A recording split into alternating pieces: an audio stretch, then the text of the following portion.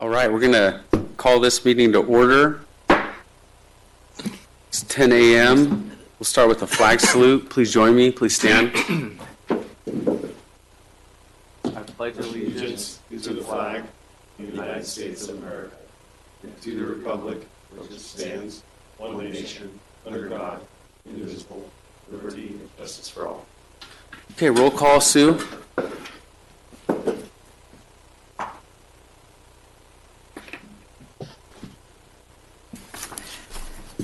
Mr. Hagee? Here. Mr. Johnson? Here. Mr. Woodward? Here. Mr. DiMette? Here. Mr. Cannon? Mr. Herzog? Here. All right, welcome everyone. Today's Planning Commission meeting is open to in-person attendance and may also be observed online through the Placer County website. In an effort to encourage the public to engage in the process, our public comment for this meeting will be offered in person and through a remote virtual process. Citizens who wish to comment virtually today should be prepared to comment via the Zoom platform. To join online, click on the link on the Planning Commission homepage.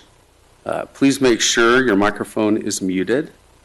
You may also call in using your toll-free numbers that I'll give you in a second here. They're 888-788-0099, or you can call 877-853-5247. Please enter the webinar ID, another number for you, 853-1164-2872, and please press star 6 to mute yourself if you're calling in. If you'd like to make public comment virtually, please raise your hand with the hand icon at the bottom of the page on Zoom. If you're calling in, please press star 9 to raise your hand. Please be prepared to speak at the time I open public comment for the specific item you'd like to address, which may include public comment for matters not on the agenda, consent items, or a timed item.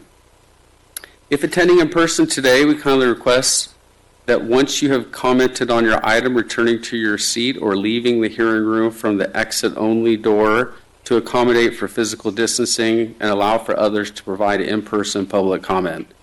Each commenter is entitled to 3 minutes of comment time.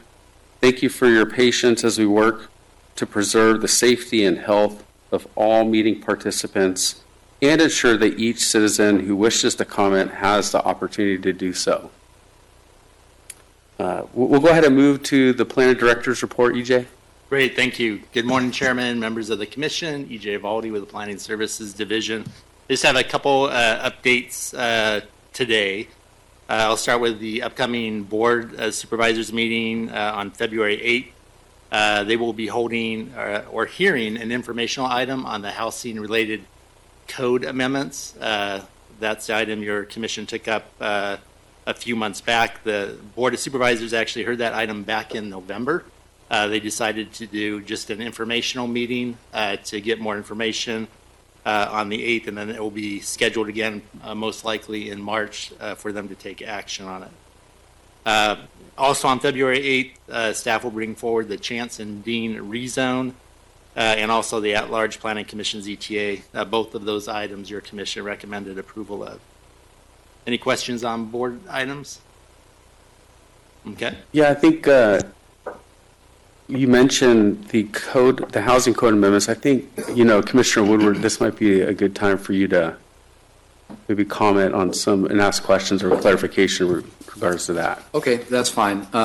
Just so you understand, EJ, and for everybody, EJ and I had a conversation this week. I was going to address this when we actually discussed an extension proposal that's being brought forward. But prior to the meeting, I had the conversation with colleagues about when to address these issues, and they suggested that I address it with you rather than anybody else on the staff. So just a couple of questions, and then I'll get to a point that really is for my colleagues here.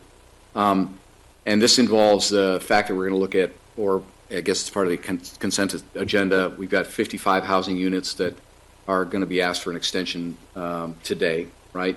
A total of 55 via 2 proposals. And these are extensions that were requested by developers and staff. and actually recommended by the DRC. So a couple of questions on this particular kind of aspect of things. First, since it was a DRC recommendation that was brought forward for both of these, can you tell us a little bit about the DRC, who is on that, who chaired that, and were any minutes kept that might be available for public review? So the Development and Review Committee is made up of CEDRA department staff, and so your engineering and surveying division, planning, public works is oftentimes part of that, and environmental health. So it's actually a staff body that puts these reports together and makes recommendations on projects. And are there minutes available for public review? Well, these are not public meetings. These are staff, Right. Internal providing staff. input on projects. So not actual meetings are held with the DRC. Okay. And so, as you know, there's a couple of proposals today for extensions, and I mentioned that earlier. Were any actions by the Board of Supervisors in any way, shape, or form responsible for the delays associated with this, with these two proposals that you know of, anyway? So I'm not sure I understand the question. If I may, if we're going to ask about consent agenda items, let's wait till that point. I thought Okay, I'm your just doing comment- what you asked me to do. Yeah, no, I'm sorry. I think I misunderstood. Apologies. If you have questions about those specific consent agenda items, let's wait to that point of the agenda. I thought you had questions about the housing-related amendments with approvals and some of the text amendments we recommended to the board. Okay, this is background in order to get to that point, but it's fine with me. I can do it whenever you want me to. Given the way this discussion is headed, it seems like your concerns may be better raised on the specific items listed on consent, and maybe we pull those off consent, and then you can raise those. That's fine with me. Okay, let's do that. All right, thank you. Okay, fair enough. Real quick, let me talk about the upcoming Planning Commission meetings. Our next meeting, which I thought we were going to cancel, we are going to have, it's February 10th. On that agenda, we have the emergency shelter conditional use permit modification. That's the emergency shelter right here in the government center. The term expires in the coming month, I believe, or months. So they're coming back for a modification. There's two other items on that agenda, just informational items we're going to bring forward. One is the SB 9. SB 9, if you don't know, was signed by Governor last September. That requires public agencies to grant ministerial or by right approval of urban lot splits and 2-unit developments to expand housing production in California. So we're going to hold just a workshop on that, just so not only the commission can be better informed, but also the public, and hopefully we'll have some discussion as part of that. And then also, at the request of the chairman, staff will present an informational item regarding the duties and functions of the Planning Commission, primarily focusing on the different types of items that we bring forward to the commission, whether it's a entitlement application or a workshop on a specific informational item, I guess, or a draft EIR hearing, just kind of talking about the different items that do come before your commission. So we're going to do that on February 10th, and then right now there is a February 24th meeting planned, just items to be determined on that. And that's all I have. Thank you. Any plans to go to Tahoe, or is that still undetermined? We do have some Tahoe items coming up, so depending on how those line up, we would, there are some projects that we would like to hear in Tahoe if they're actually proposed up there. So right now, nothing on the calendar, but that could very well happen this year. Okay, thank you. Yep. I'll now open public comment for any items or matters not on the Planning Commission agenda. Wait for public. Something not on the agenda? For items not on the agenda? Okay, please.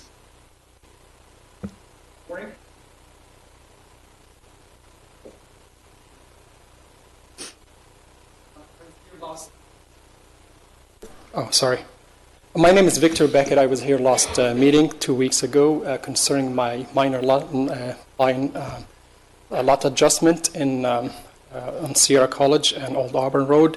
As I explained before, I own 4 properties in these areas, and to do a simple split on one of my properties, I had to extend sewer service to the neighbor for 150 feet. Cost me $50,000, dedicated to the county for $1.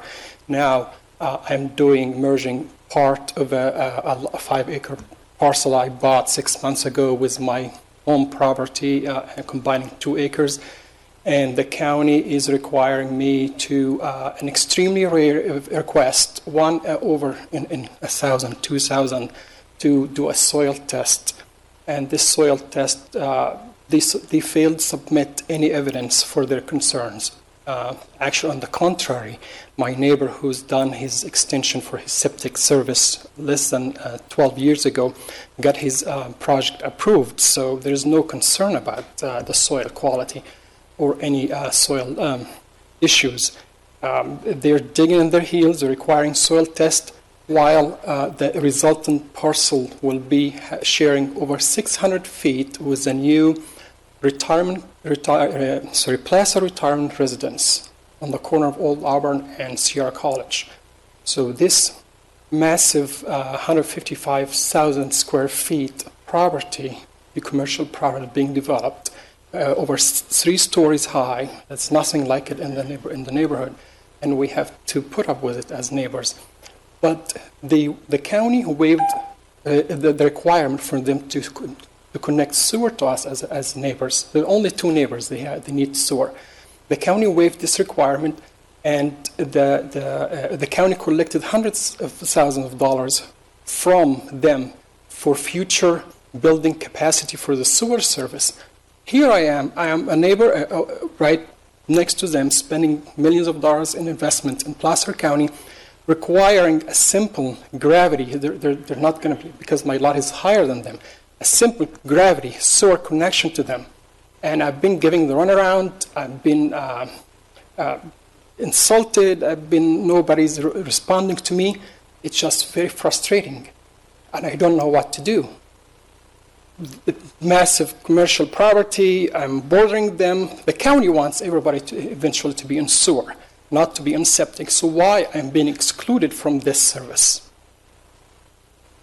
Thank you very much. Thank you for your comments, Victor. I don't know, is there a direction, you can sit down, thank you for your time, but is there a direction or a contact you can give Victor? Yeah, so Mr. Beckett did show up at our last Planning Commission hearing. Mr. Beckett and I did speak after that meeting. I put him in contact with our environmental engineering department, and they've talked, I believe, but I'm not sure Mr. Beckett is getting the answers that he would like to hear. So his other issues with our environmental health division, I just earlier today gave him that contact there. So I'm not sure this is something subject to the purview of your commission. The project he's talking about is something that's been approved. There was, as far as I know, there was no requirement waived. The project was conditioned and it was approved. He has a application in for a lot line adjustment, and with any application like that, there are conditions that you will be required to comply with, and I think that's where the issue is. So I'll be happy to talk to Mr. Beckert again after this meeting, to make sure he talks to the necessary county departments that may be able to help him out. Great, thanks. We want this place to be a place where the public can come and share. And there's a couple of things, there's a project question, but then he said he was insulted. And so I don't know if you can take a look into that. That'd be great. Yes, we'll do. Yeah. Okay, anyone online? Okay.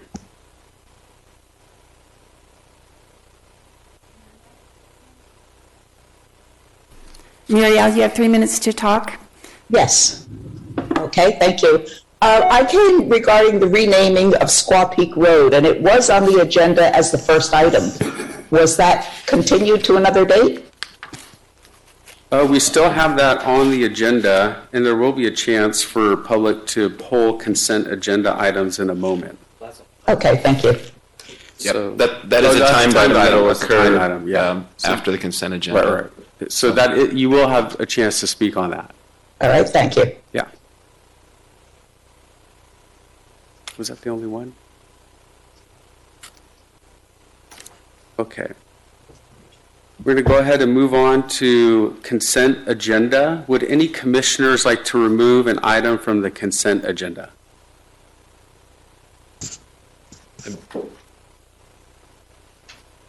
I do not want to do that, but I would like to make a couple of comments that are related to consent agenda items that will lead to a comment for all of you to just consider. Yeah, let's poll one, and it can lead to a discussion around that. Otherwise, I'm Okay, not. that's fine. Okay, which one would you like to poll? The senior planner, so I don't recall which one that was, but it was the Alpine Sierra. first one in our package. Alpine Sierra. Yeah. Item B. Okay. We'll pull item B from the consent agenda. So A, C, and D are still considered. Any other commissioners? We've had some, looks like, public comment on item D on the consent agenda, so can we pull that as well to hear from the public? Excellent. concerns So about that? B and D are pulled from the consent agenda items, and we'll have presentations from staff and public comment opportunities. So A and C still remain as consent agenda items. Let's move to the public. Does anyone from the public wish to pull any additional items from consent? Not seeing anyone in the audience, anyone online?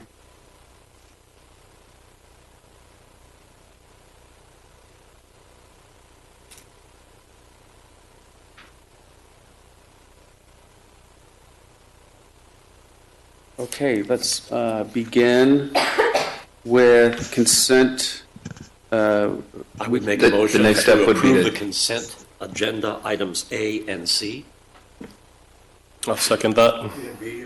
A and C. A and C is correct. Consent Yeah, A items. and C is correct. So, okay, we have a first and a second. So we'll take a roll call vote. Mr. Hauge, Yes. motion. Oh, yeah, I'm sorry. Mr. DiMattei, second. Yes. Mr. Hauge, Yes. Mr. Johnson, Yes. Mr. Woodward, Yes. Mr. DiMattei, Yes. Mr. Herzog. Yes. Okay, let's go ahead and begin with the presentation from staff with the previous consent agenda item B, the Alpine Sierra subdivision. Let's see, who is that? Chair Herzog, that would be me, and I'll Okay. get Oh, started Alex, here in okay. just a moment. Excellent. I can find my presentation back. Did I overlook something? Okay, there we go. Great. Outstanding. Good morning, Commissioners. Good morning, Chair Herzog.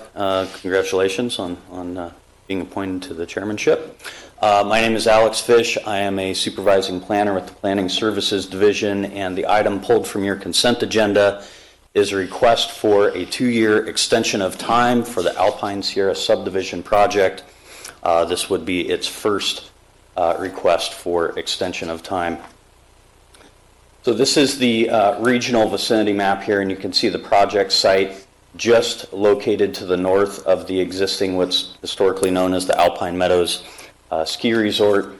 We're about 12 miles south of Truckee, 4 or 5 miles northwest of Lake Tahoe, and then maybe about 3 miles into Bear Creek Valley. That is the kind of the place name of what is otherwise known as the Alpine Meadows General Plan area for the county's planning purposes.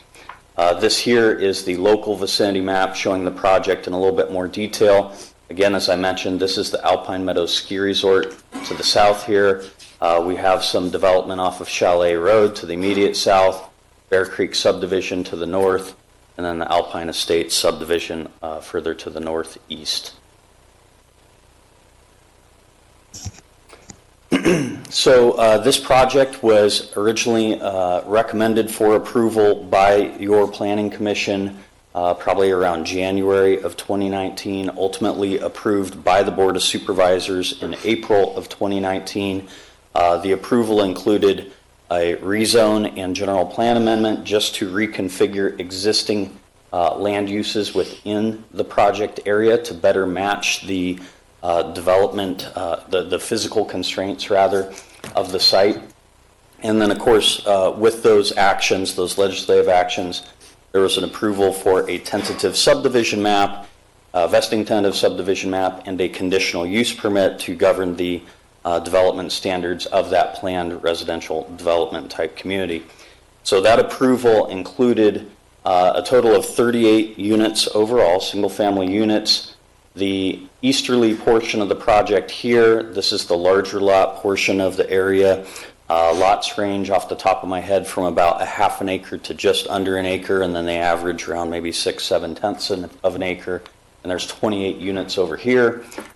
This would be the first phase of the project because Alpine Meadows Road is over here to the west where the project takes access across Bear Creek. And these are 10 cabin site lots.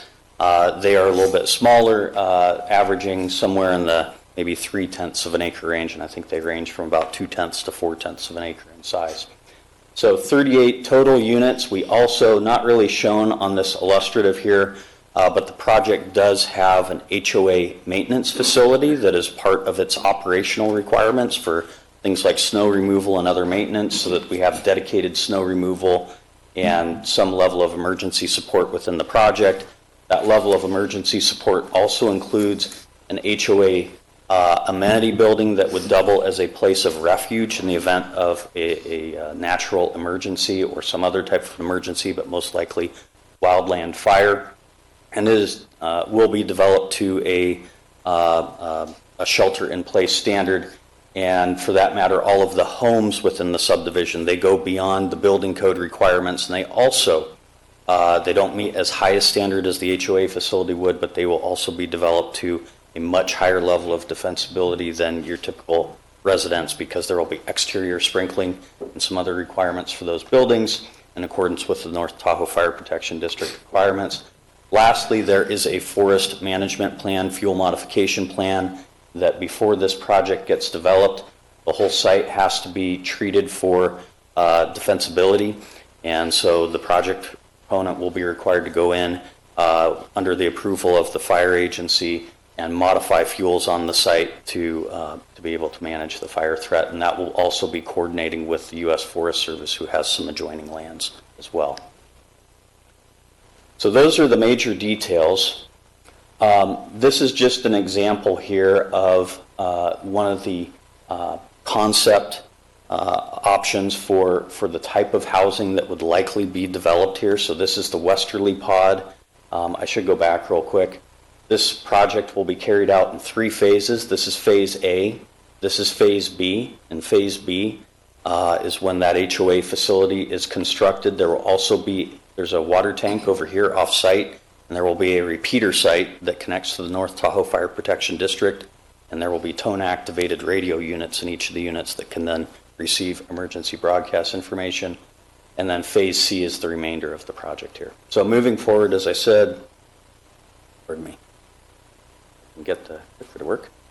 This is the westerly development pod, the 10 cabin site lots. These are the concept, one of the initial concepts for the type of housing that would go there. We have a low battery here. This is the easterly portion of the project. These are what the project proponent has characterized as executive style custom homes. I think it's fair to say that all of these would be custom homes. And so again, this is just kind of an overview of some of the public serving improvements that the project will be required to fund and cause to be constructed in order to carry out their project. And this is not everything, but these are some of the bigger ticket items. One of the main mitigation requirements for the project was to purchase and dedicate a Type 1 4x4 fire pumper truck with a 750-gallon water tank to the North Tahoe Fire Protection District. That is prior to recordation of the first final map. They will also fund community-wide improvements to the Alpine Springs County Water District service system. That system right now has deficiencies in 2 of its pressure zones, where the existing water service does not meet minimum fire flow requirements. So the project will be resolving that on behalf of the community before they are able to carry out their project. They also have other service requirements, obviously, with the district, who also provides sewer service and contracts with NTFPD for fire. And then one of the things that is somewhat complementary to what I talked about with the HOA amenity building is we did prepare, due to one particular unique aspect of this project. It does have one way in, one way out. The project proponent worked extensively with all of the neighbors, ultimately even including the U.S. Forest Service, could not achieve agreement for secondary access, and I participated in some of the attempts to negotiate with the Forest Service for that. And so ultimately we prepared an emergency preparedness evacuation plan. So all those things that I previously mentioned go into this evacuation plan, and then it sets the standards for the subdivision operation and the coordination with the various emergency response agencies. So with that, some of the things that are, let's see where we are in the presentation here.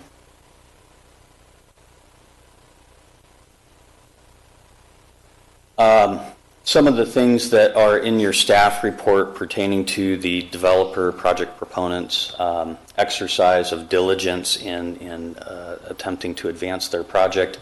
They have continued work with the U.S. Fish and Wildlife Service and the Corps of Engineers in support of getting their responsible agency permit from the Corps to fill a small wetland. They've continued their coordination with the Alpine Springs County Water District and NTFPD on service requirements. I didn't include it in your packet, but I do have in my application file a purchase agreement request for that pumper truck. It's about pretty close to $750,000 improvement, or a purchase rather. And then they've also been developing additional concept architecture in support of their project, along with other measures. And so these are some of the examples. So again, just a concept of a wintertime rendering of one of the houses, obviously giving you a very good understanding of what the visual setting is of the project area and its environs. And then this is the same house or same concept house viewed from the back in a summertime view or a non-snow season view. And then this again is just a concept rendering of the HOA amenity lodge and maintenance building.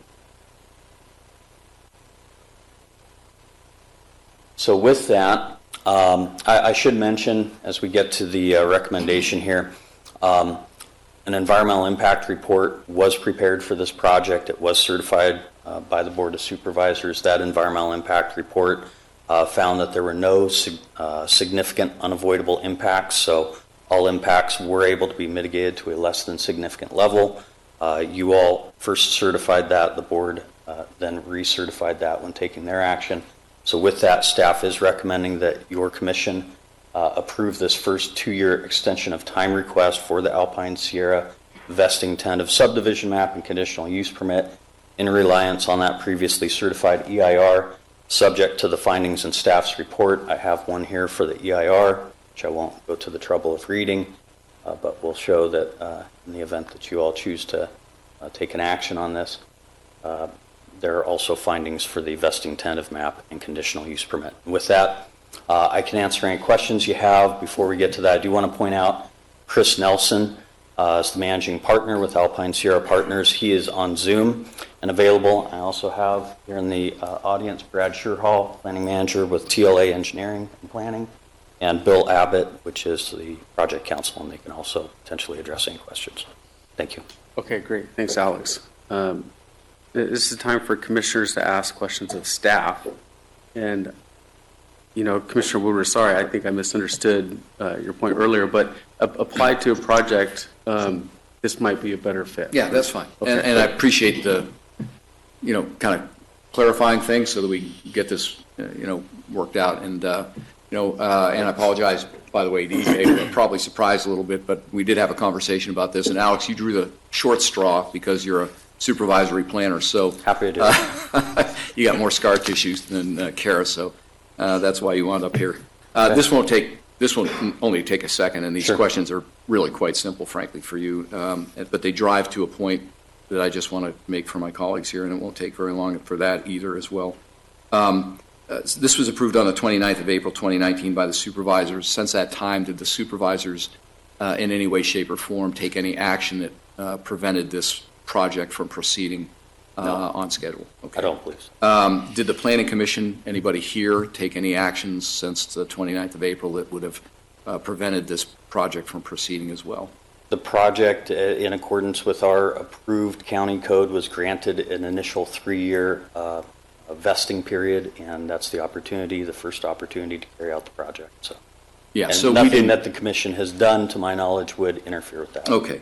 And how about the public? Has the public in any way, shape, or form interfered with the ability of the project to proceed? That, to my knowledge, specifically, no, but that might be a better question placed to the project proponent. And the reason I say that is there has been a lot of public involvement in the project, and there are things that happen with other responsible agencies to the project that I'm not at this point directly involved with. So, okay. Well, that's fair, and I appreciate that. I guess I would like to go on the assumption that the public did not in any material way impact the delay or cause this delay to take place. If I am incorrect and somebody in the room has some clarity that they'd like to provide, that's fine. But I don't really, I'm not overly concerned about this. Those 3 questions lead to this just basically a statement for everybody to consider. And listen, this was I respect everybody's views on everything we've considered, and I really like working with each and every one of you. But I've, I think, made clear during the discussion on the housing element and subsequently with the supervisors as well that I still have concerns about streamlining. And so to me, there seems to be an incongruent logic stream here. And this I actually even brought up when we were reviewing the housing element aspects, which, by the way, I voted for with one exception, and that was the streamlining aspects of that. I lost that vote 6-1, which is okay. That's fine. But I continue to have problems with streamlining. So here's my point, I suppose.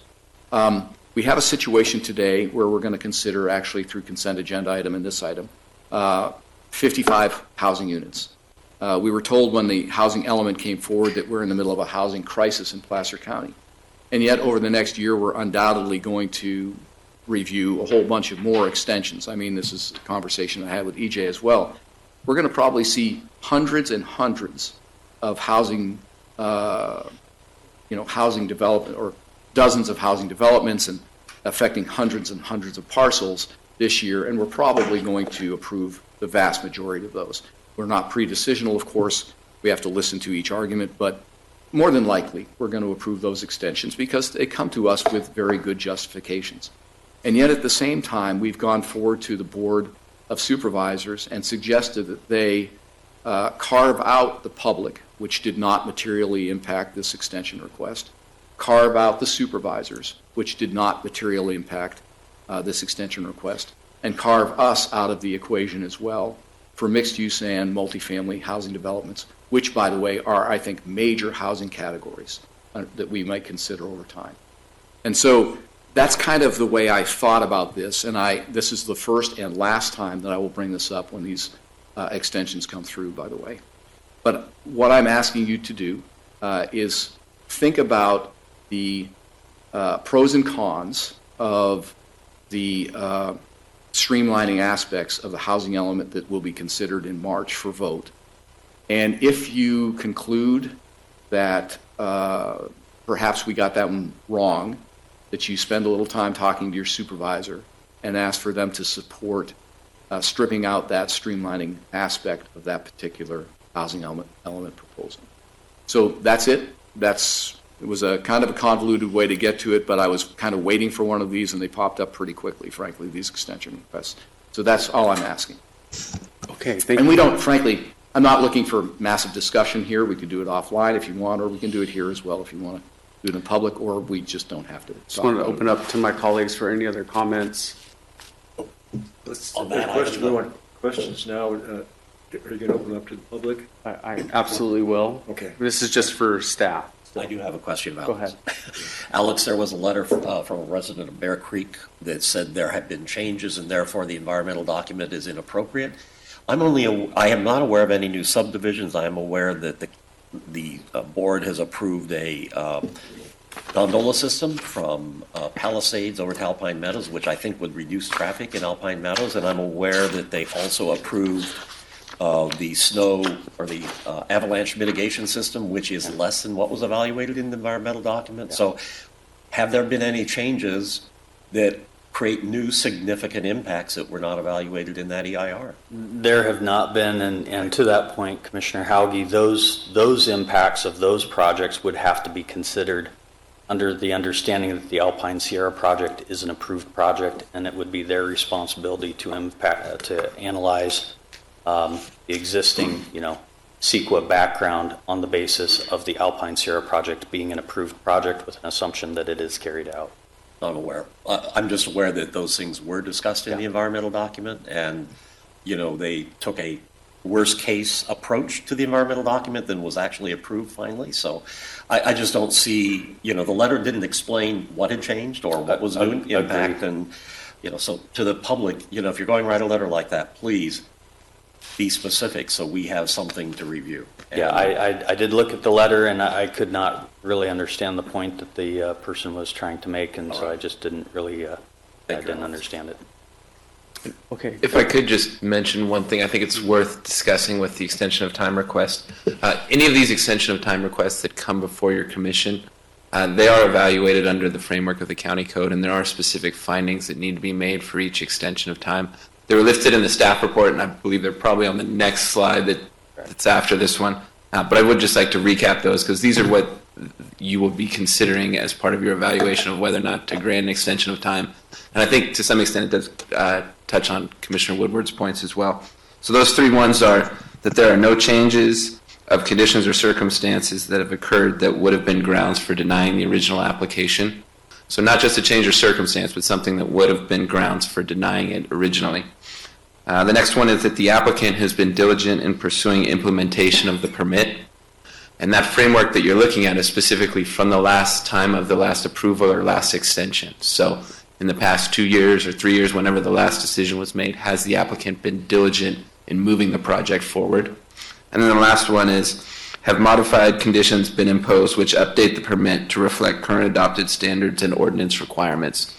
So those are the three things you're looking at. And ultimately, if you decide not to grant an extension, you would need to make findings along the same lines that they haven't met one of those requirements, that there's something significantly, materially has changed that would then make it not worth granting the extension. So that's how you evaluate all those. And it's a good time to bring that up, because oftentimes we have these extensions on consent and with not much fanfare. But specifically with this one, staff is indicating that those findings have been met. It's included in the staff report, and it's included in the recommendations. But that's what you are considering. Great. And, a lot of respect for Commissioner Woodward and understand your concerns. And certainly, we don't have an interest in carving out any of the public comments, and any agenda item with this commission or not on the agenda will accept public comment. That's important to us. And good comments, Commissioner Hauge. Really appreciate those for the public too. Let's move on to the applicant. Would the applicant like to share any details or make any additional comments? I know we have three people that kind of fit in that category here, but it's not necessary. Okay. Well, let's move. I believe can you hear me? she was. Yeah, we can hear you. Is that Chris? Chris Nelson. I'm the property owner and ultimate applicant. Appreciate the opportunity to just chime in a little bit here.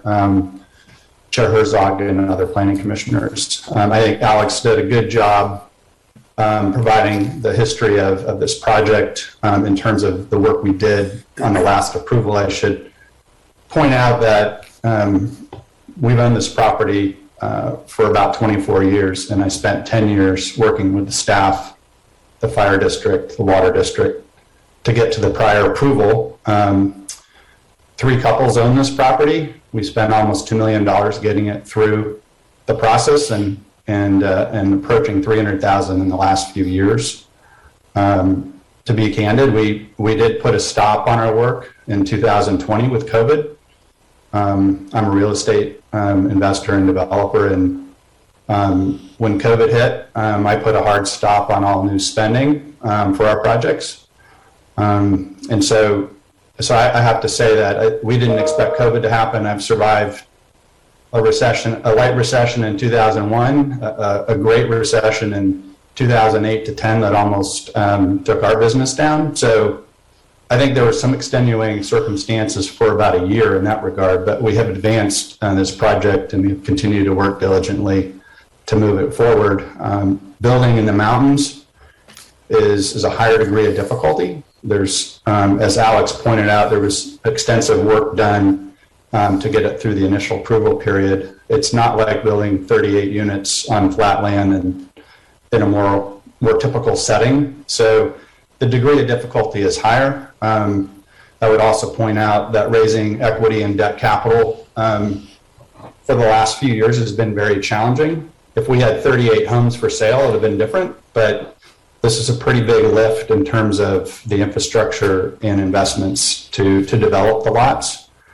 So, I guess I just wanted to, in my own words, say that we've worked diligently in good faith to move this forward. We'll continue to do so, and appreciate your consideration of this request so we can move things forward. Okay, thanks, Chris. I think I'm going to open up for public comment at this point, and if there's anyone from the public that would like to speak on this item, the Alpine Sierra Subdivision Consent Agenda Item B, now is the time to raise your hand on Zoom.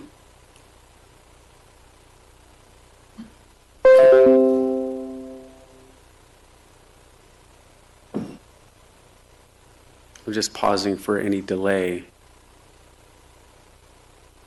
Okay, not hearing any public comment or seeing any in person. We'll close public comment and just bring it back to the commission here for discussion and clarification, anything else that's needed or a motion.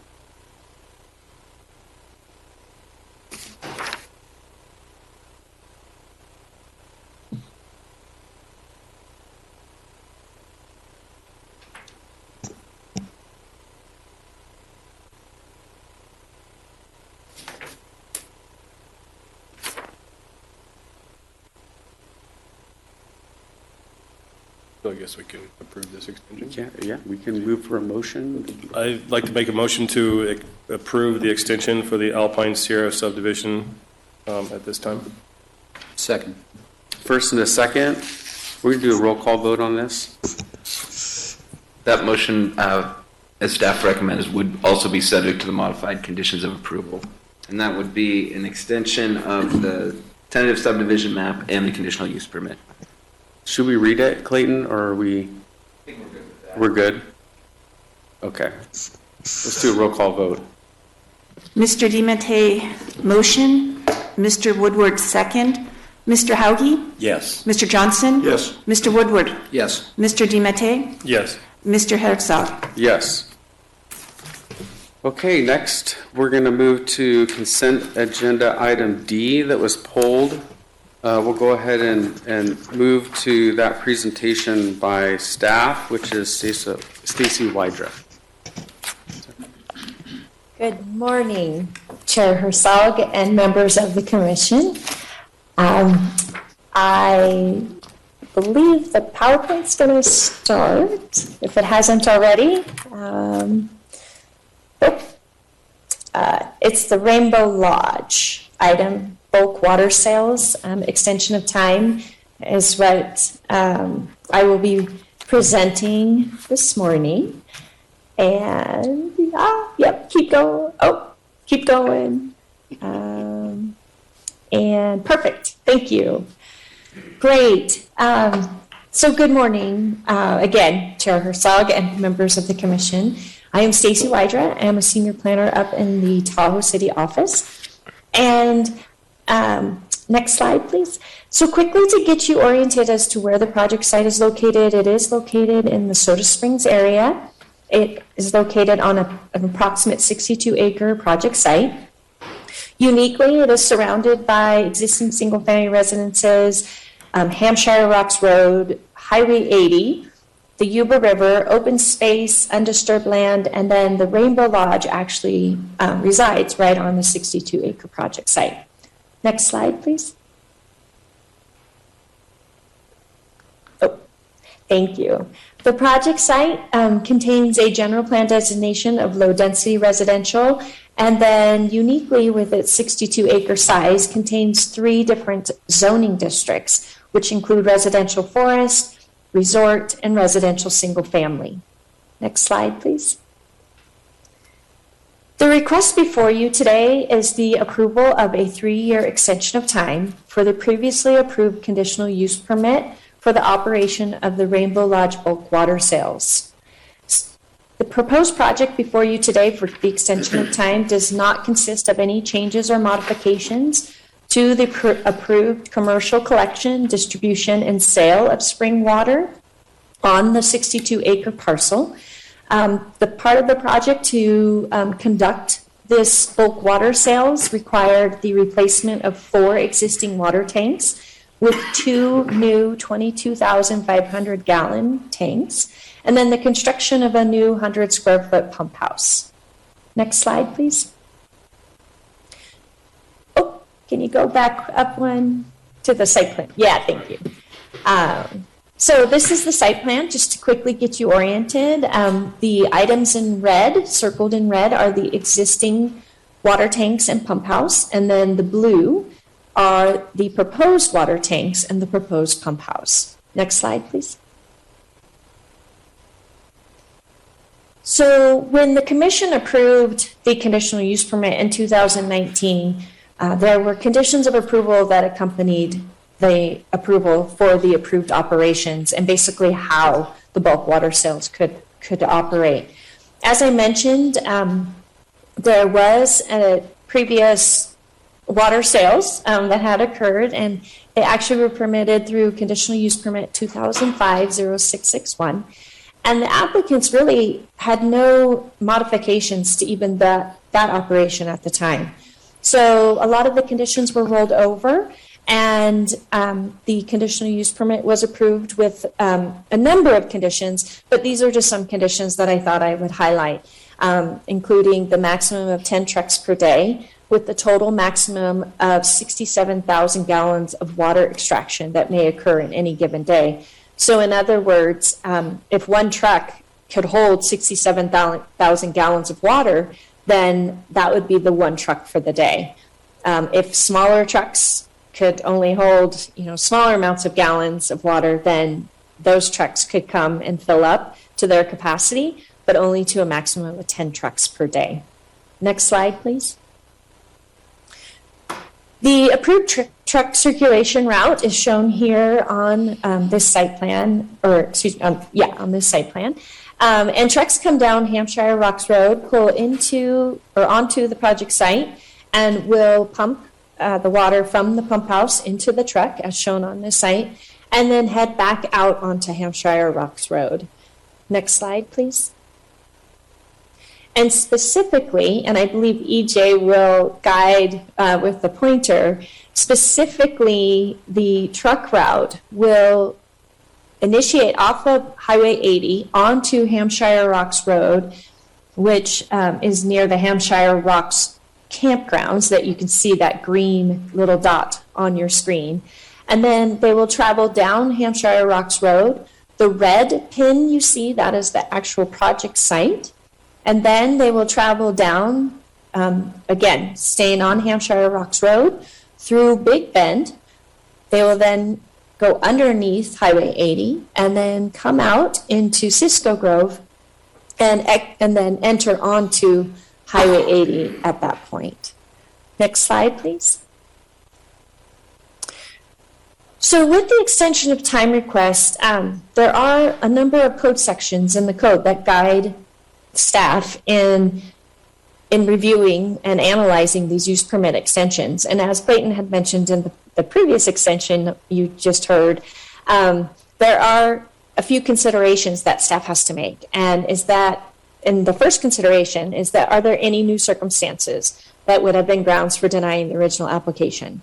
Second, has the applicant been diligent in pursuing the conditions of approval to get this project in the ground? And then we are required to permit, or to make sure that the permit reflects current standards of today. Next slide, please. Oh, if you could go back up one.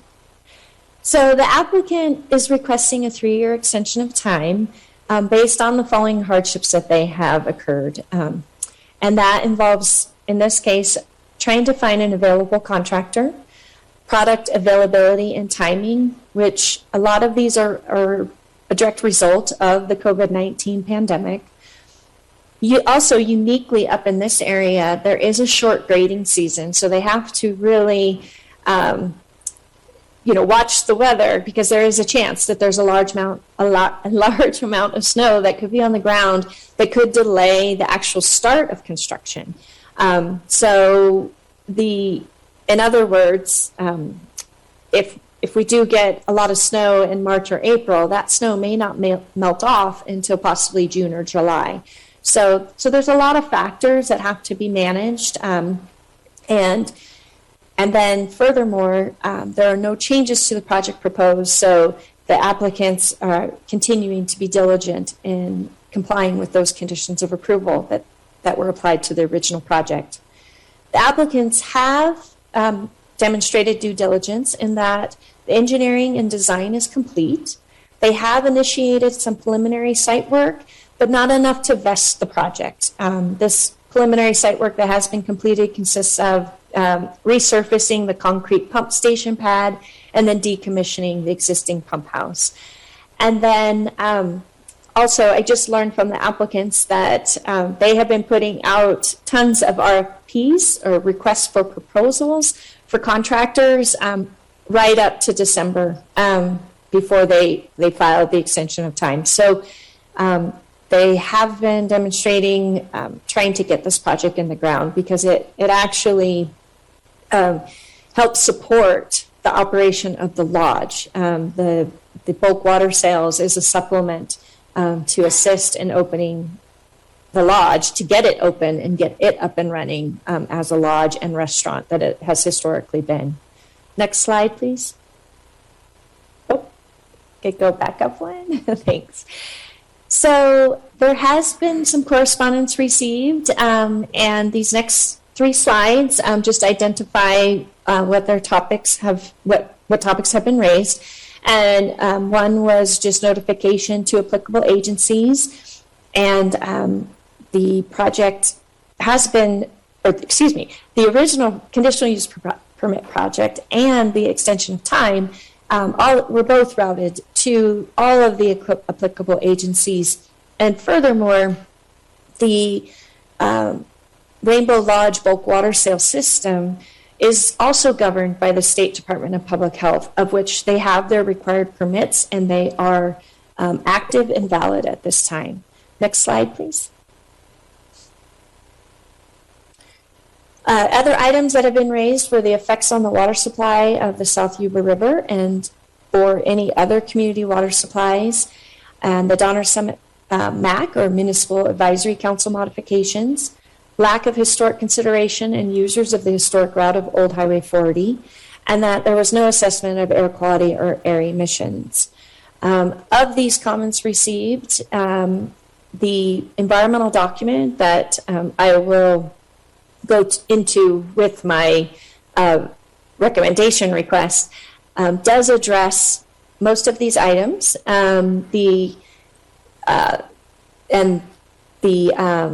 And also the conditions of approval. Excuse me. Next slide, please. And one particular item raised by multiple public comments that were received is the truck route. And the in that public comment received, the suggestion by the residents is that the truck route be modified to come in off of Hampshire Rocks Road, come to the project site, the Rainbow Lodge, and then go back out the way it came. It's important to note that with the original conditional use permit that was heard, the comments that were received were more pertaining to noise as it related to just the adjacent property owners. And a noise study was conducted and determined that there was no noise impacts. And so that was what the associated errata identified when the commission originally heard the project back in 2019. Next slide, please. So with that, the Development Review Committee is recommending that the Planning Commission approve the 3-year extension of time request for the Rainbow Lodge bulk water sales conditional use permit and rely on the previously adopted mitigated negative declaration and errata and based on the modified conditions of approval contained in your staff report, but also based on the following findings, that the findings for the extension of time can be made. And specifically, with regards to the CEQA finding, that no changes have occurred to the project or any existing circumstances that would warrant additional environmental analysis for this extension of time. And then next slide, please. And then specifically, the extension of time findings, staff is recommending that it be found that there are no changes to the project, that no change or circumstances have occurred with the Rainbow Lodge bulk water sales project that would have been grounds for denying the original application. And further conclude that the applicant has been diligent in pursuing the implementation of the project by taking or undertaking reasonable efforts to satisfy the conditions of approval. But with the COVID-19 pandemic, the availability of materials and timing and availability of contractors has all been factors that have prevented them from the pursuant implementation of the project. And then last, that the extension of the expiration date for the conditional use permit is consistent with the objectives, policies, and general plan or general land use and programs of the Placer County General Plan and will not be detrimental to the public health, safety, or welfare. That concludes my presentation at this time, and I'm available should you have any questions. Okay, thank you, Stacy. We'll first come to the commissioner for questions for staff. I have a question. Okay. I noticed that this particular extension is a 3-year extension, and so I'm just it's probably just basic question, but what's the basis for 3 years versus 2 years? So with our recent zoning ordinance amendments or updates, we now have the ability to apply a 3-year. So up to 6 years, a project can ask for extensions. And the first one being it could be up to 3 years. Okay, I think that answers it. I just wondered where it came from and why the other ones are all 2 years. So I think you explained it. Thank you. Okay, any other questions for staff? Yeah. Hi, Stacy. Thank you. Just reading some of the public comment that I was forwarded to this morning about the road entrances and exits, and it seems that I don't know the area very well, so I'm kind of new to this section. But there is a shorter route to get in and out of here. Is it possible that this can be modified for the residents who live up there that are concerned about the traffic on their street to get in and out quicker?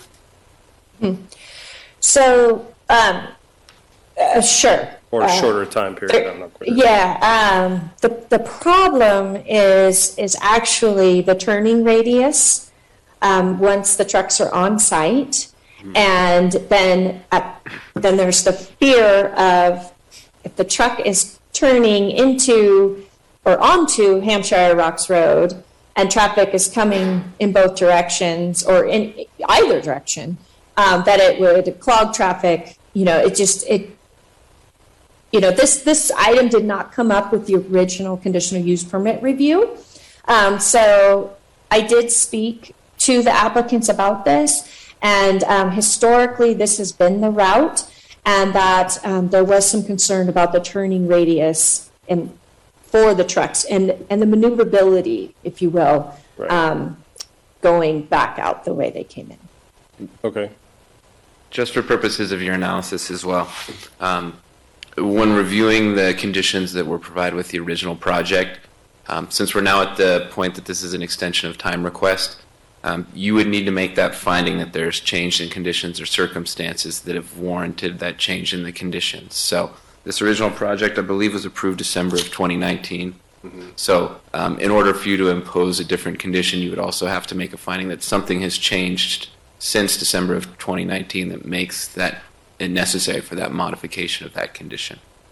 And so nothing has been changed or modified. I mean, no conditions have changed since 2019. I wasn't here in 2019, so I don't know.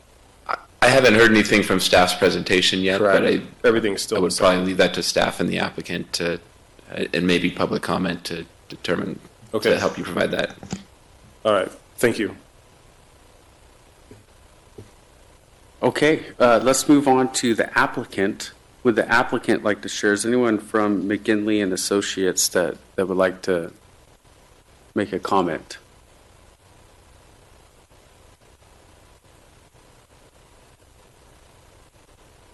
Justin Fike should be on the line.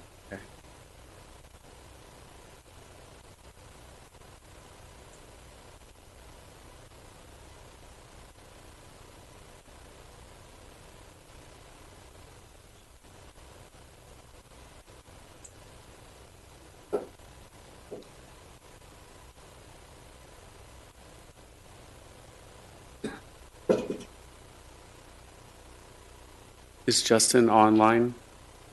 Nate Carlson is also an applicant. I saw him just pop up. Okay. Justin would be a 775 area code number, if that helps. Nate Carlson, I see his name on there. He is one of the applicants as well, representative. Yeah, this is Nate here. Great. Can you guys hear me? Yeah, we can hear you, Nate. Why don't you go ahead? Thank you. And Chair Herzog and members of the commission, I do thank you for considering our request here. And, the best way I can put this is, we really understand and appreciate the neighbors' concerns on potential traffic impacts. And we're always available to hear those and be open to, ensuring the well-being of the community. I think in terms of my 2 minutes or 2.5 minutes left here, I think I wanted to just reinforce that we've really worked hard to make this project happen. I mean, it's been roughly 2 years since we were approved, and we've encountered just numerous challenges, frankly. And, whether it's COVID or climate change related, we've had fires, we've had some extreme rains. We've continued to push through this. We've, like Stacy had mentioned, we've engaged all our consultants to finalize the construction drawings. We've worked with the different county departments and to ensure that we're continuing to finalize the drawings in accordance with what was approved. But we've encountered supply chain constraints in terms of materials, whether it's finding contractors to do the work, and timing. I mean, we really only have call it 2.5 to 3.5 month window to get this work done. I mean, it's really a very short window every year to do it. We've secured the funding. Like I said, we've spent a fair amount of money on the design and consulting. And then, we've spent a lot of time also continuing to engage our direct neighbors who share this water system with us. And that's a very important aspect of all this, because our neighbors, the immediate surrounding homes, this is a public water service that we own and control, and we want to make sure there's no impact to them, that they can continue to get clean, healthy water and their fair share of water. And then additionally, we're working with the fire department, which is down the street, to ensure that there's optional additional water for fighting fires in the future. So these are all things that have contributed to the design and in terms of input and ensuring that we're doing things right here. So, I want to make sure that you guys understand we have really been working hard to get this done, but it has been an incredibly challenging 2 years. And, just one other thing to point out is, and Stacy kind of mentioned it, is, and I don't want to sound overly dramatic here, but the water project is a vital component to the health and well-being of this lodge from a financial aspect. This lodge was built before everybody on this call. It was built in the 1800s. We're hopeful that it will be here well past everybody. But if you look at the history of this lodge, when people have not been able to get additional supplemental income from these water sales, that's when we've seen this lodge change hands or go in disrepair, or so this is a vital aspect of the sustainability of the lodge, frankly. So but again, thank you, everybody. I really appreciate your consideration, and I'm here along with Justin Fike, our water consultant, to answer any other questions. Thanks, Nate. I don't think we need to do a fact check on people's ages, 122 years old or anything like that, but thank you for your comments. I think do we have any questions for the applicant? Okay, let's open it up to public. Members of the public now may raise their hand, press star 9 if you're calling in to begin queuing in for public comment, or raise your hand on Zoom.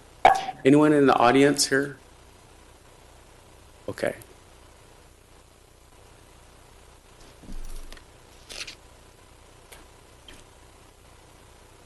We have 2 callers.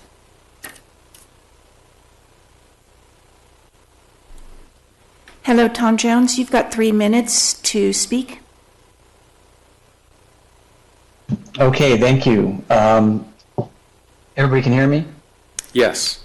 Okay, thank you. So I want to thank the Swift Real Estate partners out of San Francisco and Mr. Carlson, who just spoke. My name's Tom Jones. I'm an actual resident of Cisco Grove. I want to share that some of the significant changes that we have seen since the COVID-19 is that when you look at the original conditional use permit, they did a good historical review within a quarter mile of Rainbow Lodge, but they did not talk about the 2.4 miles that they want to travel down Hampshire Rocks Road that transitions through the Tahoe National Forest, Loch Levin Trails and Park Trailhead, the Big Bend National Forest Campground, the State of California Preservation Marker for the Overland Immigrant Trail is in Big Bend. The Donner Summit Historical Society, there was no mention of engagement with the local historical oversight, but they have multiple landmarks throughout that route, which parallels the South Yuba River. Cisco Grove Campground, and obviously the Cisco Grove Grove Parks, which is part of the Placer County Park System. There's also the Cisco Grove Remnants, Artifacts Museum. In addition, we have one of the largest off-rail or off-trail access points in Cisco Grove for the National Forest. So there's multiple recreational areas to include the Placer County Master Trails Plan 2022, which tonight the public's going to be able to comment on, has made or suggested that Cisco Grove be a top tier 1 capitalization to include future multiple use trail from Baxter to Cisco Grove. Now, we all understand why. It's because it's such a gorgeous scenic route. It's the road that is the scenic route that we get tons of visitors from the public. And during the COVID period, you cannot transition during the summertime through Big Bend without having to maneuver around cars. We are overwhelmed with recreation. So what I want to highlight is, although our neighbors to the east, the Rainbow Lodge, is part of our historical byway, there's major contradictions from just the statements we heard today. if you look at the site plan that they pulled up, they do not have the ability to turn around their vehicle, and they clearly state when they submitted the CUP, which I know has already been approved during the mitigation phase, that anytime that their lease property, the private property, is now sponsoring weddings and whatnot, they're going to halt any type of water operations. So when I hear that they want to open it back up to the public, that's not possible, because the public will end up parking, which they have outlined is their path of travel for the trucks. So we just ask them, we support their viability. They need to figure out how to route the vehicles a half-mile away instead of 2.4 miles away. The road is much more treacherous, going through Big Bend particularly. It doesn't make sense. It's really not aligned with the intent of this historic area. So we'd like to get to see them make a change, figure out how to get operational vehicles in there anytime, even if they open it back to the public, so they can make those revenues that they're talking about, but take it a half mile back up the highway to Interstate 80, and they have full access. So that's really what I want to highlight, is that during the COVID period, our area is overwhelmed by the public taking advantage of the beautiful recreational areas. None of that was communicated to y'all when you approved the conditional use permit. Matter of fact, most of the information in the parks and access that I just mentioned wasn't even on the hazard mitigation, because they only do a quarter-mile review from the construction site. So I really do think there's been a significant change use of that area, and these 250 tons every day, 252 days a year, based on the operational plan that we're allowing, is going to have to navigate not only the weather, the difficult roadway, but all the folks that we're trying to invite up to appreciate that area. Okay, Tom, thank you for your comments. Thank you.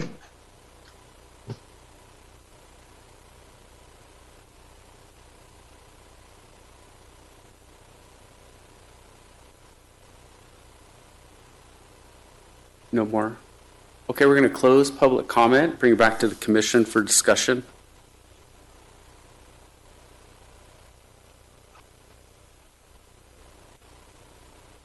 Is there any, or I can ask the staff if they'd like to respond. Stacy, would you like to respond to those public comments and have you addressed before we ask questions about it? But Sure. Thank you. So I think my initial response is that when the project was reviewed, our engineering and surveying and our Department of Public Works divisions reviewed the project and its capacities, roadway capacities. And so I understand the impacts that these trucks, additional traffic on Hampshire Rocks Road may even have to address the competing users of the area, perhaps maybe parked along the road to access a trailhead or what have you. But again, historically, Hampshire Rocks Road, this route has been used. It was the same route that was approved and considered in 2005. And it had run for many years until roughly, I think, 2012, 2013. I could be off a little bit on those dates. But then they let it lapse for about 5 years. And then they came back in 2019 again to operate the bulk water sales exactly how they had continuously operated. So I think historically it has been operating as such, and staff did not find any impacts to that operation. okay, thanks, Stacy. Would the applicant like to address anything unique or in addition to what staff provided? I think Nate was talking before.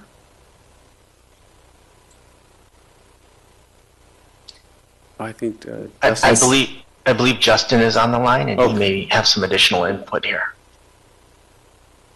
Hello, can you hear me? Yeah, we can hear you, Justin. Oh, great. Thanks, everybody. Justin Pike, McGinley and Associates. First, I did want to just confirm what Stacy said. Yes, we've looked at the turnaround radius of the trucks in that area and also the safety of the location of turning around on Hampshire Rocks Road. And so really it's not without a lot of improvements and road work, it's not really a viable option. Secondly, I'd just like to point out that the trucks, I'm not sure, I appreciate Mr. Jones's comments. I'm just not sure where he was getting the shutting the trucks down during events. That was never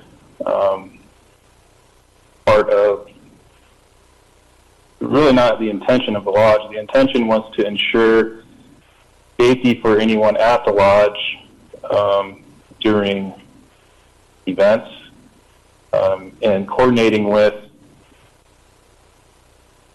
water delivery trucks as they're coming and going to ensure their safety. That's pretty much it.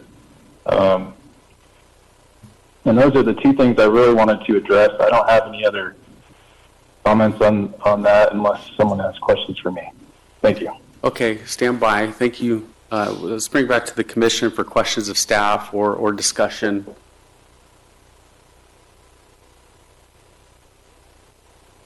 I'm ready to make a motion to approve. Okay. Mr. Hauge? Well, I do have a quick comment, I guess. This is for Mr. Jones, really. And it seemed to me that all of the things that were listed as, scenic areas, of which there are, it's pretty impressive. They were already in existence when this was approved originally. So, in other words, that's not really a condition that has changed, I don't think. And what was not clear to me either was in his discussion was how COVID, which hopefully is temporary, but nonetheless how the COVID impacts have materially changed the situation either. The traffic that was there is there, and why did COVID influence things? So if we are really looking for conditions that have fundamentally changed, it wasn't clear to me in that discussion that anything has. So.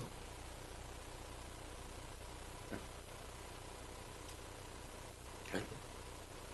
A question of staff. Does this go to the board, or is this our decision only? This is your decision. It would go to the board if there was an appeal, but if there is no appeal, then your decision will be final. Do you actually have the recommendations, or is this it? Because this doesn't look like the typical. Okay. Actually, this is a recommendation from the Development Review Committee. I would recommend we approve the extension of time for the Rainbow Lodge bulk water sales pursuant to the staff report and findings and conditions. I second that. For 3 years, we have a first and a second. Council, is that okay? Yes, that works. Let's do a roll call vote. Motion, Mr. Hauge. Second, Mr. DiMattei. Mr. Hauge? Yes. Mr. Johnson? Yes. Mr. Woodward? Yes. Mr. DiMattei? Yes. Mr. Herzog? Yes. All right. There are appeal Is rights this that appeal? should be. Yeah. Okay. Decision of the Planning Commission may be appealed by anyone who appeared at today's hearing and provided comment, or anyone that submitted written comments on this item. An appeal must be filed within 10 days of today's date and shall be accompanied by a filing fee of $641. We're going to go ahead and move on, unless there's a request for a break from my commissioners. Am I clear to go on to the next item? Okay, just let me know. Let's go on to our first timed item, the public road name change SQUA, named public roads in the Olympic Valley area. Members of the public may now raise their hand, press *9 if you're calling in to begin queuing in for public comment on this item, which will not begin until the item presentation is complete. Ben Bardakshin, Deputy County Surveyor, will be presenting this item. Did I say your name right? You did, Chair. Okay, Thank all right, you so excellent. much. Thank you so much. Ben Bart Auction, Senior Surveyor, Deputy County Surveyor, Engineering Surveying Division. Today we're requesting a recommendation to the Board of Supervisors for public road name change for Squaw Valley to Olympic Valley Road, Squaw Peak Road to Shirley Canyon Road, Squaw Peak Way to Marmot Way. I can get this clicker working. All right, so the general location of the three roads seeking road rename change are west of Highway 89, Squaw Valley Road to that location, Squaw Peak Road to that location, and Squaw Peak Way in this little semicircle here. Those roads are considered public as being maintained by Placer County Department of Public Works.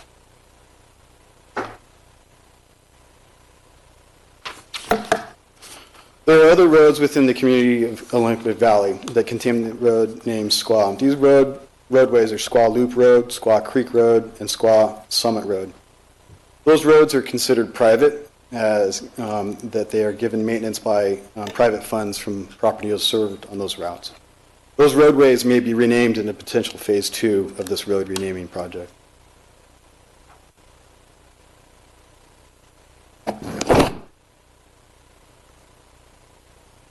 Where is it? Oh, here we go. As a bit of a background, the word squaw is considered offensive by individuals and groups, including Native Americans. The Washoe tribe has expressed a desire to correct the use of the offensive term for several years. The Washoe tribe has expressed an appreciation for the support for the county's efforts to lead this name change process. The ski resort, formerly Alpine, Squaw Alpine, is now Palisades Tahoe, and they changed their name in September 2021. Olympic Valley Public Service District changed their name effective October 2020.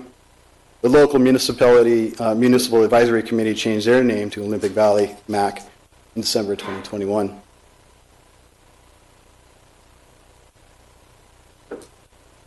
In compliance with the Placer County addressing ordinance and road naming policy, public outreach was begun in concert with CEO office and PIO office in October 2021, and included town hall presentations to a joint group of now called Olympic Valley MAC and North Tahoe Regional Advisory Committee in October and November 2021 to announce the intent of the name change and welcome comments and feedback from the public.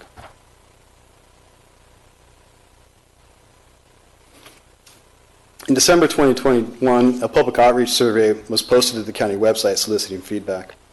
The public was invited to weigh in on the proposed names. Slide 9, which is next, will show that nearly 80% of the respondents agreed with the proposed use of Olympic Valley Road.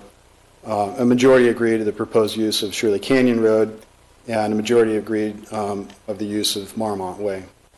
The outreach survey did not indicate the opportunity to keep the names unchanged.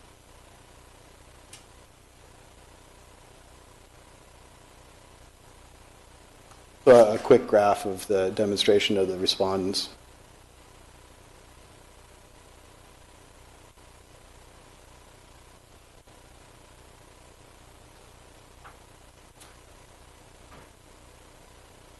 If the Planning Commission, your Planning Commission, recommends to the Board of Supervisors, and the Board of Supervisors approves the name change, the implementation process will begin. The implementation will include notification of the affected property owners, indicating the official name change to occur 30 days thereafter. The implementation is anticipated to occur during the week of March 28. This date is also to coincide with the notification of first responders, the updating of the Placer County permitting system, GIS system, and provide sufficient time from approval to fabricate the Placer County road signage. The installation of the road signage would occur, weather permitting, during that period.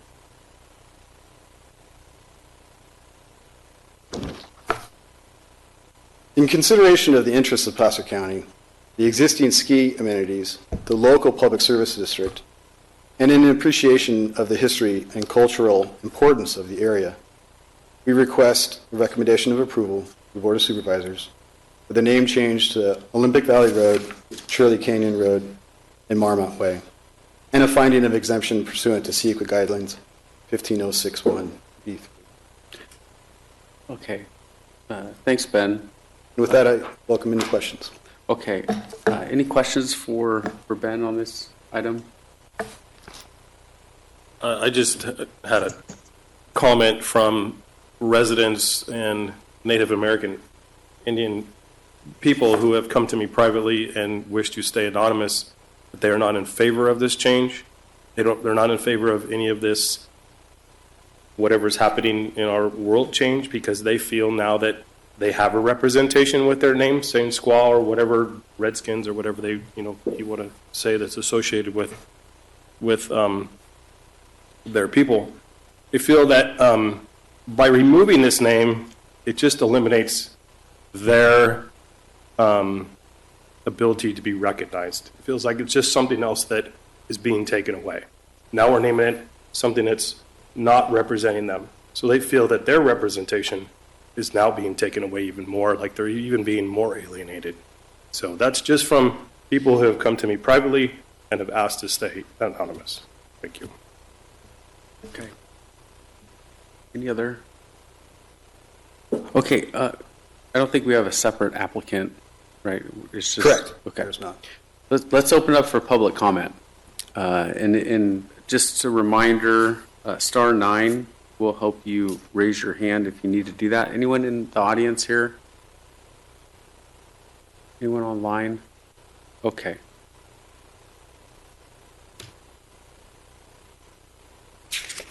Muriel Kaplan, you have 3 minutes to speak. Thank you. I'm sorry to see that there were prior hearings on this, and for whatever reason, I was unaware of them, because this is the first opportunity that I've had or that I've taken to voice my opinion on the name change of Squaw Peak Road, specifically, and the other roads with it. Changing from Squaw in that it removes the offensive name to many of the natives, apparently not all of them, but to many of them, I think is a positive move, obviously a positive move. Changing it to a variety of other names that won't be recognizable to people trying to find the addresses that they knew is not a positive move. It seemed to me that an obvious way to go is to describe the area, to tell the truth that it's a valley of snow. And if you call it Snow Valley Road and all of the other lanes and ways, replace squaw with snow, it's recognizable to hear, it's the same one syllable.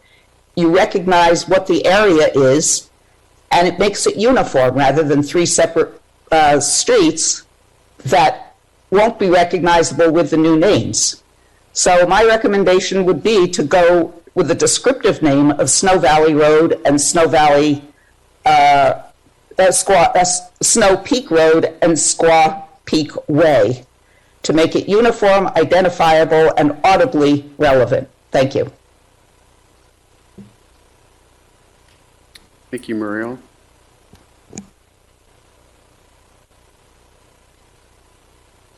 David Blosh, you have 3 minutes to speak. Hi, yeah, it's actually David Block. Thank you. Can you hear me? Yes. Fantastic. I realize that this train is already rolling down the tracks, and I think that's really quite unfortunate. Like Ms. Kaplan, I'm not sure that I was fully focused on what was going on at the end of last year, blame COVID, whatever. My family has owned property at Squaw Valley since I.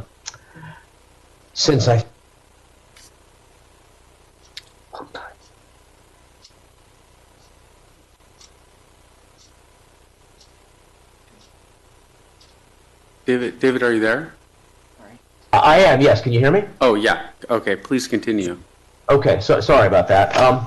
Yeah, just three very brief observations. First, nothing that Placer County can do or will do is going to change the fact, the historical fact, that the Olympics in 1960 took place at Squaw Valley. If you go on to the Olympic website and you look up 1960, it doesn't say Olympic Valley, it says Squaw Valley. And it is an act of historical amnesia. to try to erase Squaw Valley the way that the commission is seeking to do now. I think that's true both for the Native Americans that Supervisor DiMattei alludes to. And we live in a world where, it is unpopular to say such things, but I commend him for saying it. And I think I certainly know people like the people he's talking about who would like to see it remain Squaw. I would like to see it remain Squaw. Eliminating the word Squaw basically just attempts to erase what happened in 1960 at the Olympics. And that's something that we should be honoring. That's something we should be proud of, not something that we should disregard in the service of whatever it is that the supervisors think they are trying to achieve here. Secondly, this is going to cost money. And now, I don't know how much it's going to cost, but it costs something. And to what end? All we're really doing is try to signal that somehow we are more virtuous than someone else because someone somewhere once complained. I also, the third observation is Mr.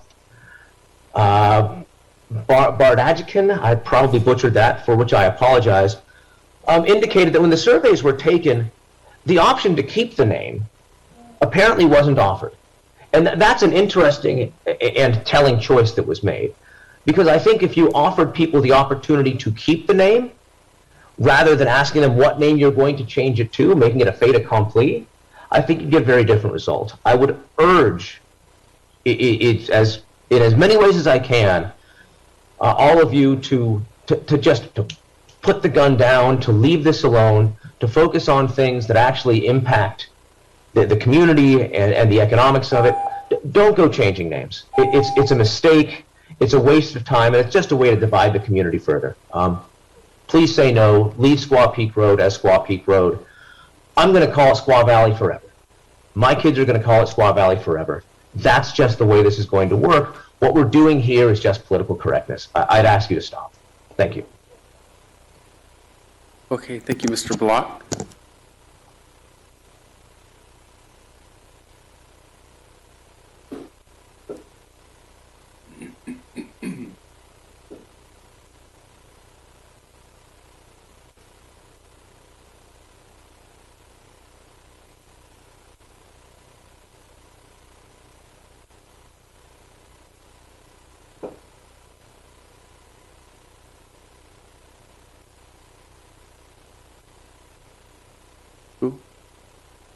Oh, no, no, yeah.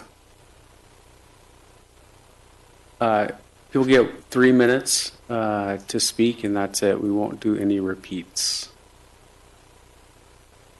Are there any others? Okay. Mr. Bardakshin, would you like to come up and respond? Certainly, yeah. To Mr. Damati, and I wasn't sure if I illustrated this, but we did receive communication support from the Washoe tribe, appreciating the county's efforts to change the names. To the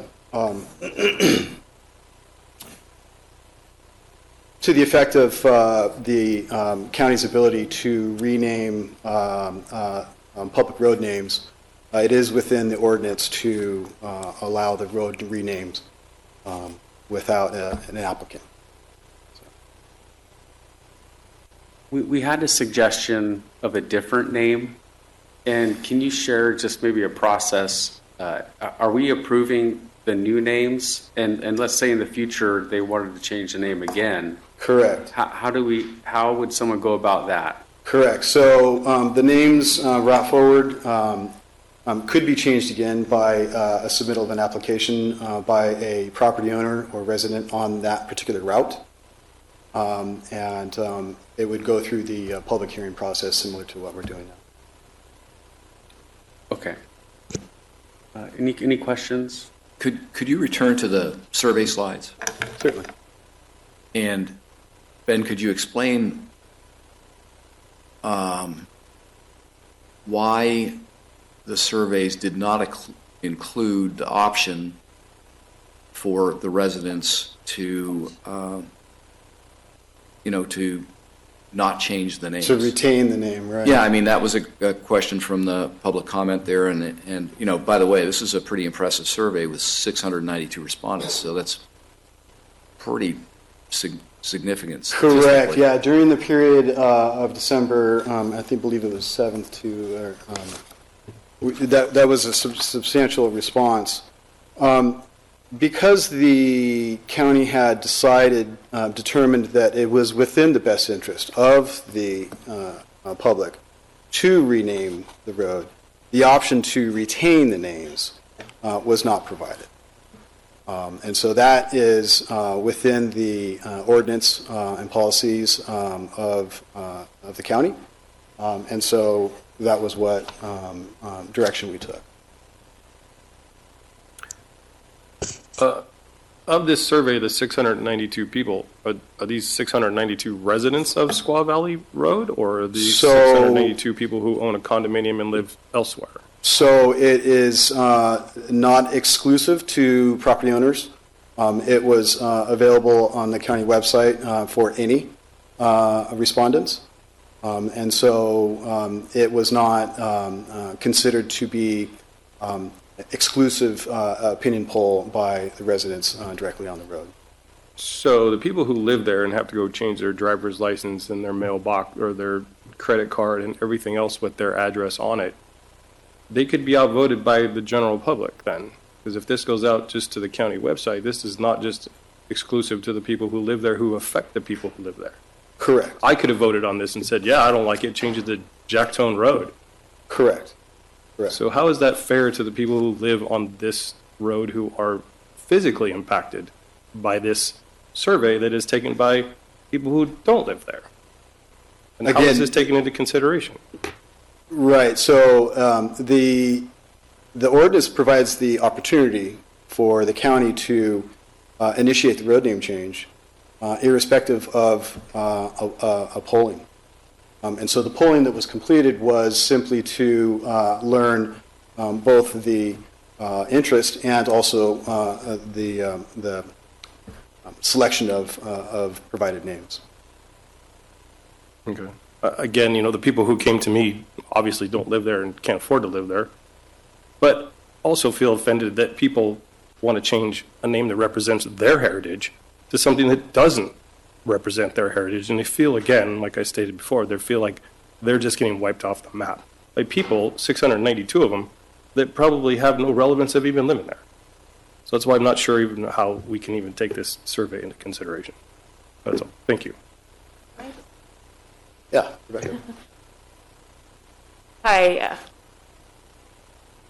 For the record, Rebecca Tabor, Deputy Director of the Engineering and Surveying Division. I just wanted to add a couple things. For clarification, the survey that went out, it was a Survey Monkey poll. It did go to the public, but there was a question on each of the road names, and it started with, are you a resident on, say, Squaw Valley Road? So people would click, you know, yes or no. So there was that portion of data collected. We didn't research to see and verify if people actually were residents on the road, but we do have that amount of responses for people who said they lived on each of those roads. So we don't have all of the pie charts and all of the data in this presentation, but say, for instance, Squaw Valley Road, the data for those responding that said they lived on the road was very similar. I think it was about 75% were in favor of changing Squaw Valley Road to Olympic Valley Road. So we felt that that was a strong recommendation to provide, you know, if we just look at Squaw Valley Road right now, we had a good survey result. We had support from the post office. The fire department is now the Olympic Valley Fire Department. They wanted to have the community named very similar. Same with the Olympic Valley Public Services District. They had just changed their name from Squaw Valley Public Services District to Olympic Valley. They wrote a letter of support, which is in the packet. the Truckee Watershed Council wrote a letter of support for this road name change, all three of the road name changes. And then I just wanted to reiterate that the county code, Gloucester County Code, does allow the county, well, you know, actually it's in the staff report, that there's nothing in our road name policy, not county code, but it's our road name policy, which was a resolution approved by the board in 1986, that nothing in the road name policy prevents the county from naming, renaming, or renumbering addresses on a road, public or private, when it is deemed in the public interest to do so. And with all the changes to the ski resort, the public services in this valley that's called Olympic Valley because of the post office and all these changes, it just makes sense to be consistent so that people can find this this community and they can be cohesive with the same name of Olympic Valley. I have a question. At the national level, there's USGS. I think there's a group that does place name changes. And so Olympic Valley, has that been officially recognized nationally by the USGS? Or was that a county? No, it is a state, it's a federal, what are they called? The Office of Geographic Names, the Right. Board of Geographic Names. We did contact those folks. In fact, the tribe, the Washishu, the tribe had contacted, and a different avenue has contacted that board to affect changes to the geographic points of interest as well. And so that's in process separately from what we're doing. Yeah, but if you're looking at it, I guess what my question is, if you're looking at a map that's put out by the Geologic Survey Organization nationally, right? Are you going to see this valley named Olympic Valley? Yes, I believe so. I believe that was, you recall, Ben? Yeah, I don't recall on the USGS quad maps if it's illustrated as Squaw Valley or Olympic Valley. It would be new. I mean, it'd be new, the old map. Correct, yeah. So the names board of USGS will rename, the process is in play right now to rename the peak, and from Squaw Peak, I don't know what the alternative suggested name is. And I also understand the creek itself is in process. So those geographic features are the oversight of They're in process nationally, you saying? Correct. And one other further point is the city name, if you will, the zip code community designation is Olympic Valley. So Squaw Valley itself is not recognized as a city in which post mail is received. More poignantly, it is actually in Fresno County, Squaw Valley. There is a location of Squaw Valley in Fresno County. Mm-hmm. I guess the point, the reason that to me this seems to be important is if the people that deal with place names and put it on the map at the national level are changing the names in this particular area for the peak and for the valley, for the creek, that it seems like the, like somebody mentioned, the train's already left the station. And so, the county, it appears to me, is just really following, I wouldn't call it direction yet, or the direction that even nationally is being proclamated. So I guess that'd be my point, Mm-hmm. Okay.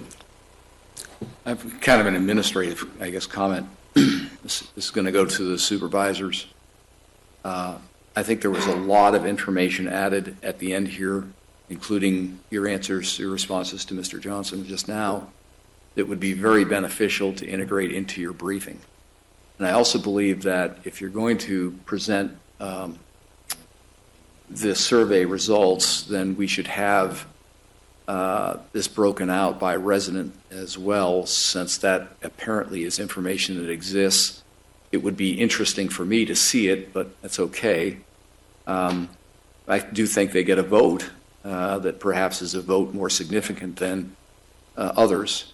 As Mr. DiMatteo points out, there are substantive issues for these residents that they have to deal with here, and changing licenses and those sorts of things.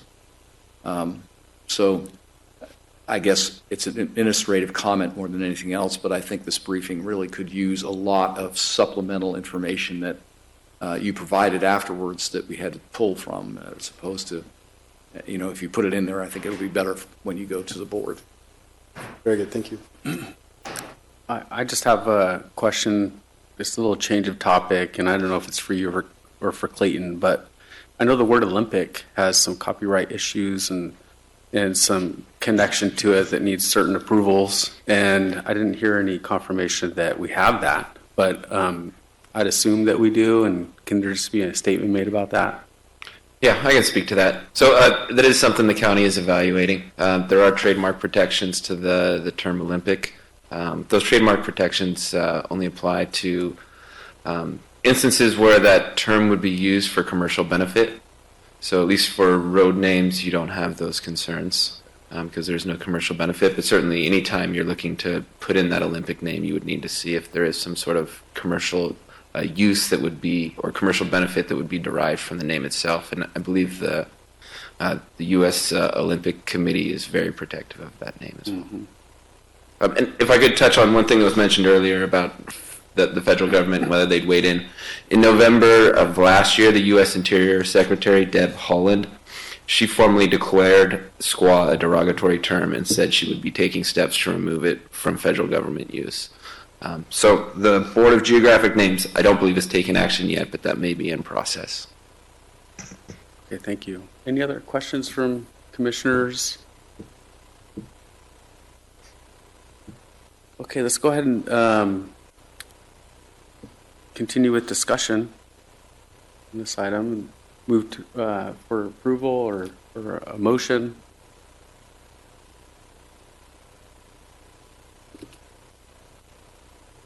Can you bring up the recommendation?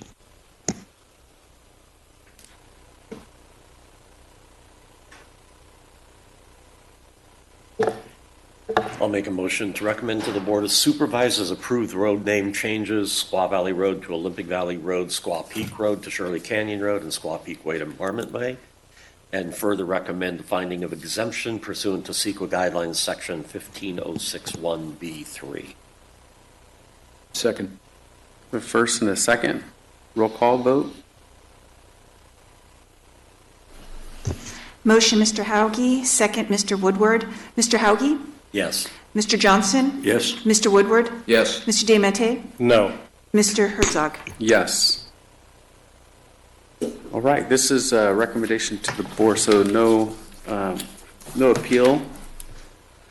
We're going to move on to our second timed item for the Planning Commission, Riola Vineyard Specific Plan Phase 1, Mariposa of Riola Vineyard, Lot 107. Members of the public may now raise their hands, press star 9 if you're calling in to begin queuing in for public comment on this item, which will not begin until the item presentation is complete. Nick Trefiro, Senior Planner, will be presenting this item. Yes, good morning. Nick Trefiro, the Planning Services Division. The item I have before you today is the Mariposa Riola Vineyard Lot 107 Subdivision Map Modification. So the project site is located in West Placer County within the Dry Creek West Placer Community Plan Area and the Mariposa Subdivision, which is in the Riola Vineyard Specific Plan Area. In the subdivision, Lot 107 is located at the northwest end of Westerly Court, and the property is zoned Riola Vineyard Specific Plan. So just to give you some background, back in 2009, the Riola Vineyard Specific Plan was approved. Included the Mariposa subdivision as a 107-lot subdivision, which is currently under construction. Following 2010, the map was actually approved with Lot 107.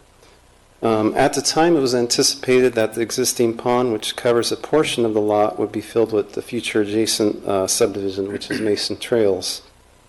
A condition was placed on the lot, condition 96, making it a non-valid building site until wetland grading permits were approved for the pond.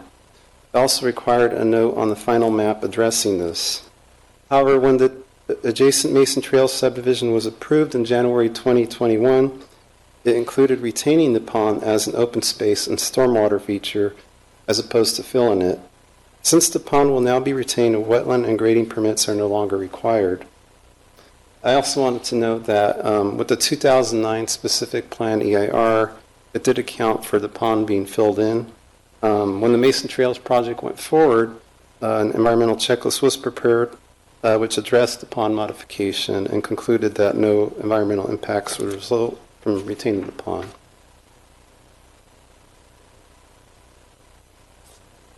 So this figure just shows you lot 107. You can see outlined in red. And then you can see the pond that just covers basically the northwestern corner of the lot.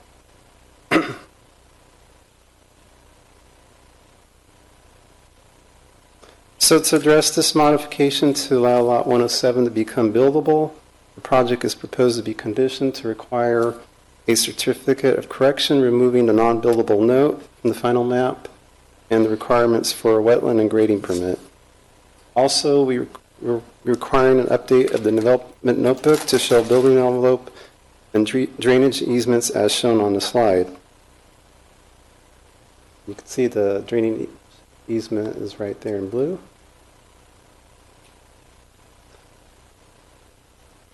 So here's some photos of the property. As you can see, lot 1 to the south, there's an existing house that has been constructed. It is now occupied. The other photos show you to the west the pond that's out there right now.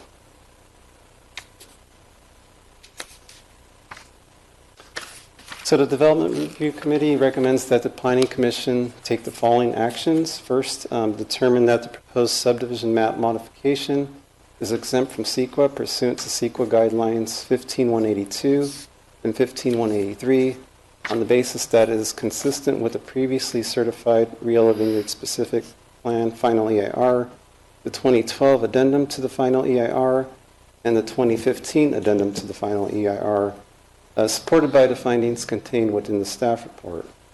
Secondly, approve the Mariposa small lot vesting tentative subdivision map modification within the previously approved Rio Vineyard specific plan area, subject to the recommended conditions of approval found in attachment B and supported by the findings contained within the staff report. With that, I'm available to answer any questions. Okay, thanks, Nick. Sure. Questions for staff? Okay. Would the applicant, Chris Dickinson, like to share?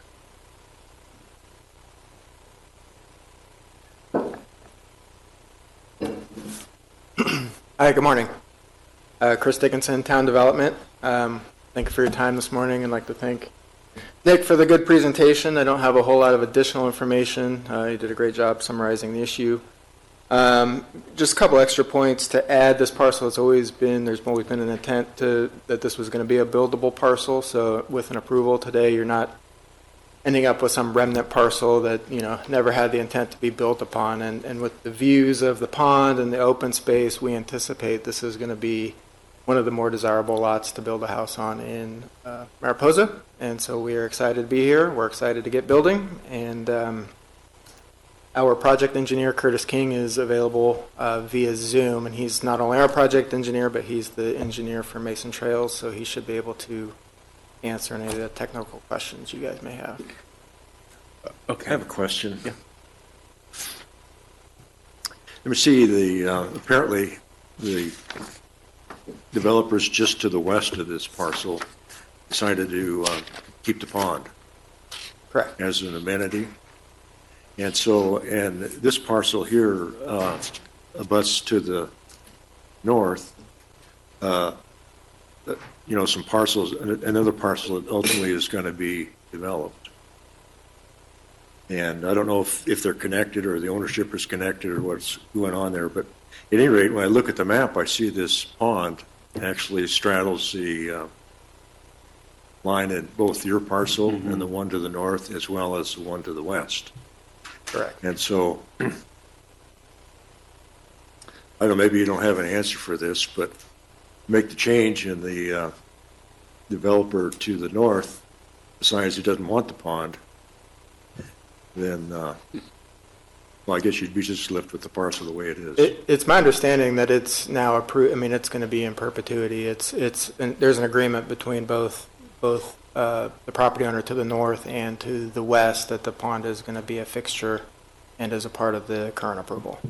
Okay, well, very good. Answer my question. Thank you. You bet. Good question. Any others? Okay. Thank you. Thank you. Well, let's open it up for public comment. Any members from the public who press star 9 or raise your hand on Zoom? Okay. We have no public comment. Let's close public comment, bring it back to the commission for discussion or recommendation. I'd like to make a motion that determine the proposed subdivision map modification is exempt from CEQA pursuant to CEQA guidelines 15182 and 15183 on the basis that it is consistent with the previously certified RBSP FEIR, the 2012 addendum to the final EIR, and the 2015 addendum to the final EIR, supported by the findings contained within the staff report. And does this need to be 2 motions or 1? Yes, we should take it as 2. Okay. I'll second that. We have a first and a second roll call vote. Motion, Mr. Hauge. Second, Mr. DiMattei. Mr. Hauge? Yes. Mr. Johnson? Yes. Mr. Woodward? Yes. Mr. DiMattei? Yes. Mr. Herzog? Yes. I'd like to move that we approve the Mariposa small lot vesting tentative subdivision map modification with the previously approved Riolo Vineyard specific plan area, subject to the recommended conditions of approval found in attachment D, and supported by the findings contained within the staff report. Second. First and second roll call vote. Motion, Mr. Hauge. Second, Mr. DiMattei. Mr. Hauge? Yes. Mr. Johnson? Yes. Mr. Woodward? Yes. Mr. DiMattei? Yes. Mr. Herzog? Yes.